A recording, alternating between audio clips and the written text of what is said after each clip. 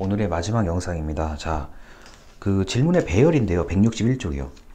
이게 그 161쪽에 뭐 이 한쪽에 이게 쭉 설명이 돼 있는데 그 중에서 저는 제가 가장 이제 중요하게 생각하는 거는 세 번째 문단에 있는 거예요. 자, 질문의 순서는 앞에서부터 끝까지 논리적으로 전개돼야 된다. 요 얘기가 저는 가장 중요하다고 생각을 해요. 나머지 161쪽에 뭐 다른 문단에 있는 내용도 맞는데 이거 여러분 이렇게 글로 읽어서는 이게 와닿지를 않는 내용들이에요. 그래서 질문은 일정한 순서대로 배치를 해야 된다. 근데 첫 번째가 이제 이 질문을 왜 하는지 목적을 잘 잡아야 되는 거고요. 그 다음에 대상.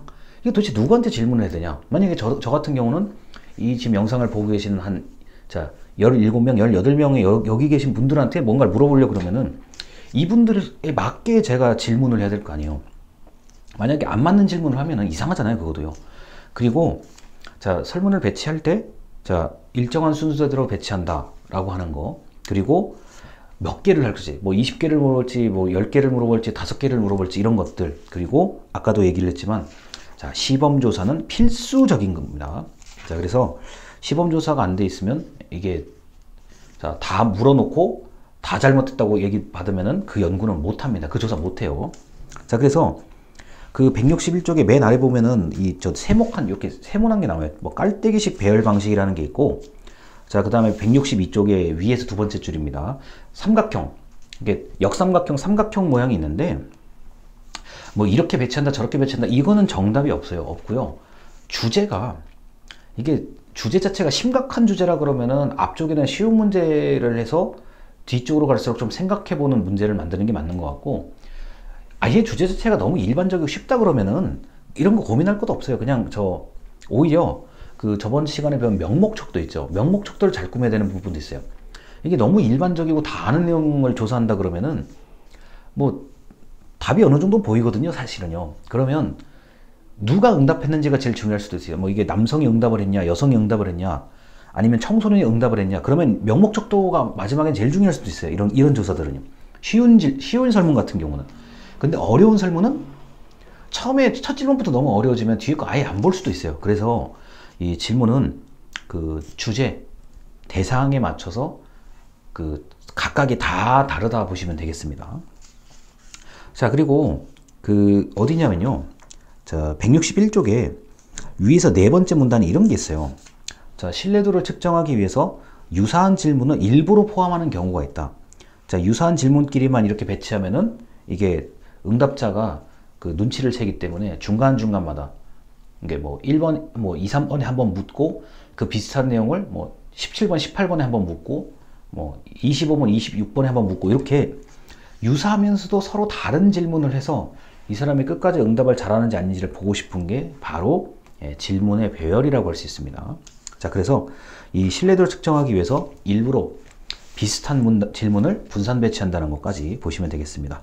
자, 그리고 162쪽에 거기 이제 진한 글씨로 되어 있는데요. 가치 중립성입니다. 자, 연구자가 편견을 많이 개입하거나 선입견을 가지고 물어보면 안 된다는 거.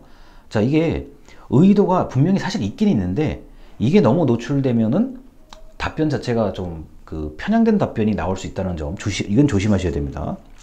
자, 그 다음에 그 162쪽의 맨 아래 세 번째 자, 균형성인데 자, 만약에 찬성과 반대를 묻는 경우, 뭐 해야 되냐 안 해야 되냐 이런 걸 묻는 경우는, 그러니까 우리가 아까 이분형 질문 같은 경우는 그 뭐 찬성 쪽에 관련된 거 문항을 한 5개, 반대쪽 문항도 5개 이렇게 개수도 좀 맞춰줘야만 이게 나중에 문제가 안 생겨요. 그래서 이 균형성을 유지하는 게 사실은 쉬운 일은 아닌데 일단 개수가 좀 맞아야 된다는 거고 그 각 문항마다 비중이 똑같아야 돼요. 그러니까 어떤 문항은 너무 좀 강하게 물어보고 어떤 문항은 약하게 물어보고 이러면은 이 균형성 문제가 좀 있기 때문에 특히나 찬성 반대 해야 된다 말아야 된다 이런 거를 딱 그 의견을 나누어야 되는 그런 조사 같은 경우는 그 질문을 아주 잘 해야만 됩니다.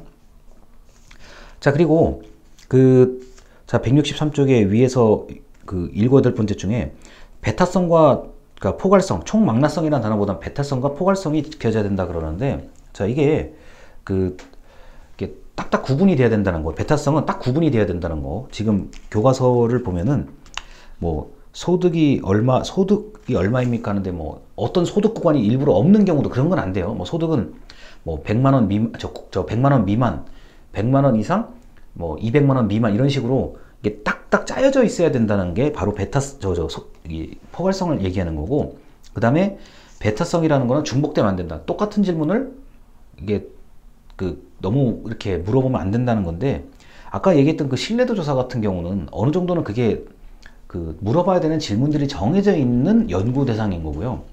보통 이제 상호 베타성 같은 경우는 반복해서 묻지 말라는 거예요. 특정한 항목에 대해서 이거 왜 자꾸 이거가 또 물어보지? 이런 거를 이제 좀 하지 말라는 얘기로 보시면 되겠습니다. 자, 그리고 간결성과 명확성이라는 얘기가 있는데, 자, 이게 하나의 문장에는 하나만 물어볼 것.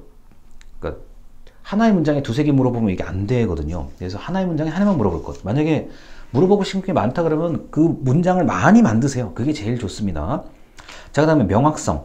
자, 명확성을 요새 많이 그래도 확보하려고 하는 노력이 영상이라든가 소리라든가 뭐 이미지를 보여주면서 좀 이제 어떤 걸 해야 되는지 명확하게 좀 보여주는 거, 이게 있고요.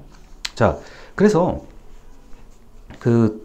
지금 164쪽에 아주 뭐 좋은 예가 하나 나오는데, 자, 자동차 관련 지출 비용을 기입해 달라고 하는데 뭐 엔진 오일 뭐 이런 거 교체하는 거, 이걸 어떻게 다 알겠어요? 물론 차를 좋아하시는 분들이 알겠지만 일반적으로 이렇게까지 구체적으로 잘 모르잖아요.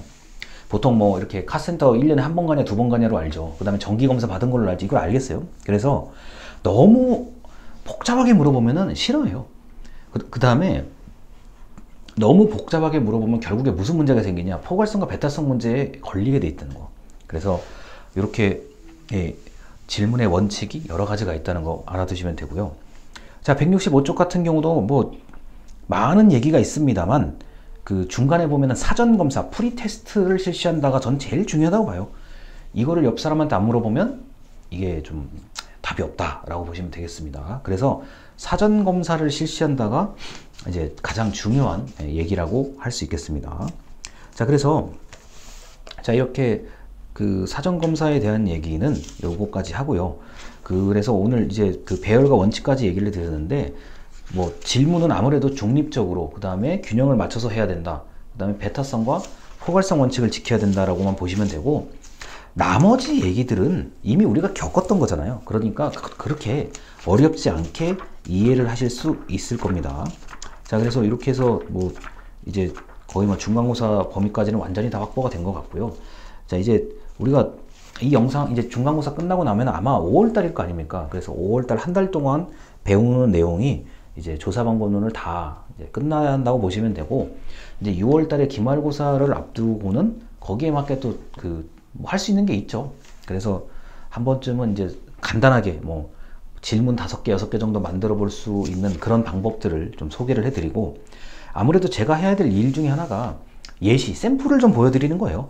샘플을 제가 그 학교 홈페이지 또는 시스템에다가 올려드리면 뭐 그냥 알아서 보시라는 얘기는 안 할 거예요. 저 이렇게 올려드리고, 뭐 올려드린 거 몇 쪽에 뭐를 보십시오, 몇 쪽에 뭐를 보십시오, 이렇게 말씀을 드릴 거예요. 그러면은 그거를 좀 이렇게 보관하고 계시다가 급할 때 다른 데 찾지 마시고 그런 거 찾아가지고 쓰면 좋잖아요.